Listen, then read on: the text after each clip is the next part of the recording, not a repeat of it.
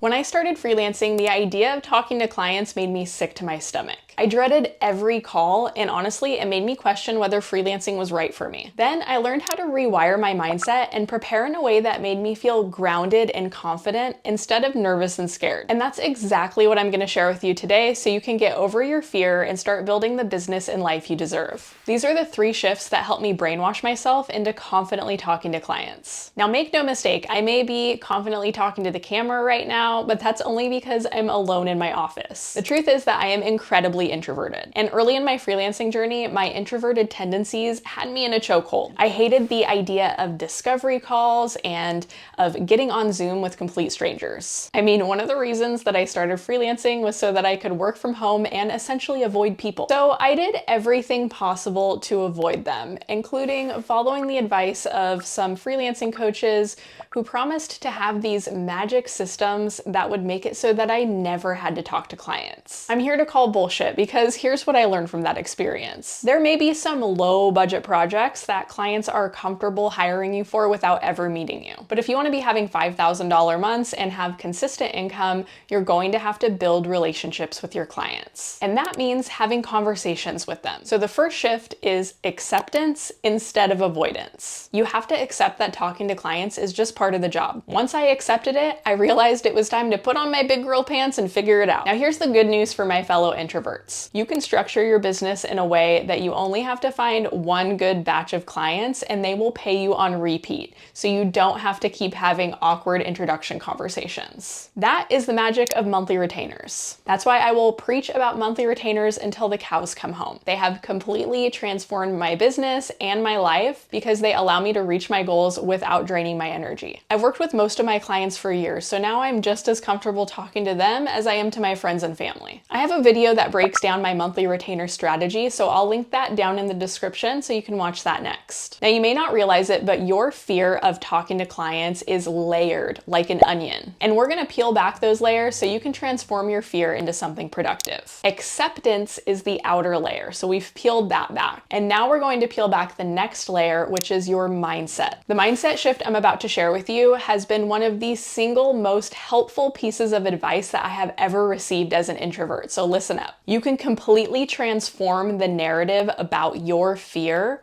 when you reframe nervousness as excitement. And that's because nervousness and excitement show up the same way in the body. Whether you are nervous or excited, you get butterflies in your stomach, you get sweaty palms, you get a racing pulse. What separates nervous from excited is the story that your brain attaches to it. If you say, "I'm nervous," your brain translates that as something bad might happen. If you say, "I'm excited," your brain translates that as something good might happen. I used to be in a really bad habit of saying that I was nervous before getting on calls with clients. And that is what made me sick to my stomach. It turned those butterflies into those crazy flying monkeys from The Wizard of Oz. And that trained my brain into thinking that discovery calls were a bad thing. When you train your brain to think that something is bad, you can subconsciously sabotage yourself, which probably happened. Looking back, there probably were opportunities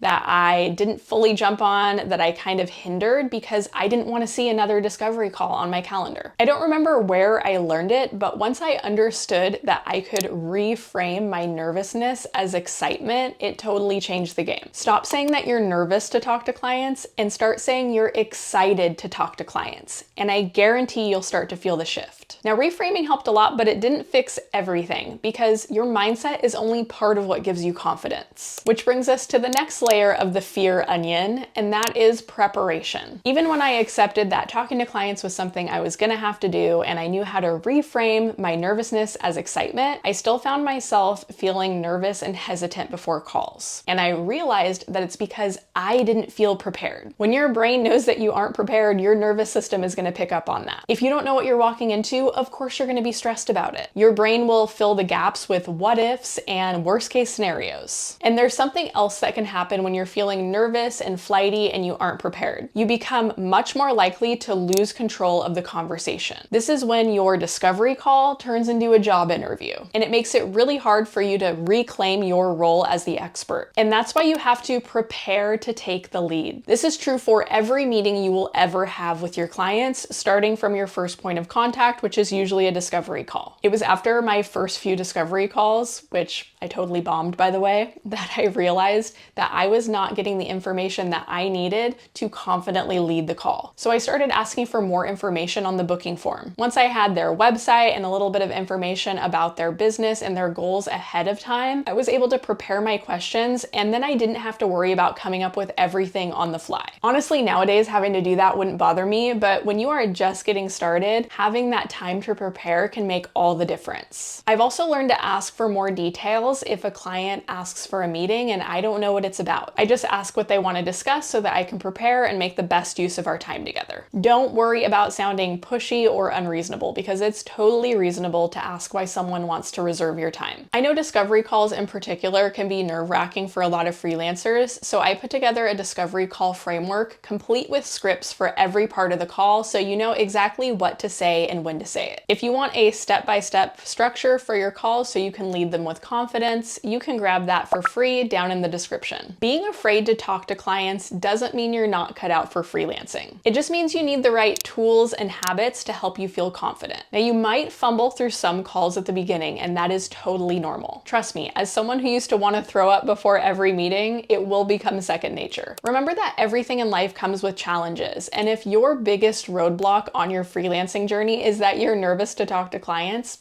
that's great news, because you can train yourself to overcome that, and you can probably do it faster than you think. If you found this video helpful, please take a moment to give a thumbs up and subscribe if you want more content like this in your feed. And if you know another introvert who might be nervous about talking to clients, hit the share button and send this video their way. I know this advice would have given me a lot of peace of mind if I had known it sooner. I'll put my retainer strategy video up on the screen so you can dive into that next and learn how to build a business that protects your time and energy while you scale to $5,000 months.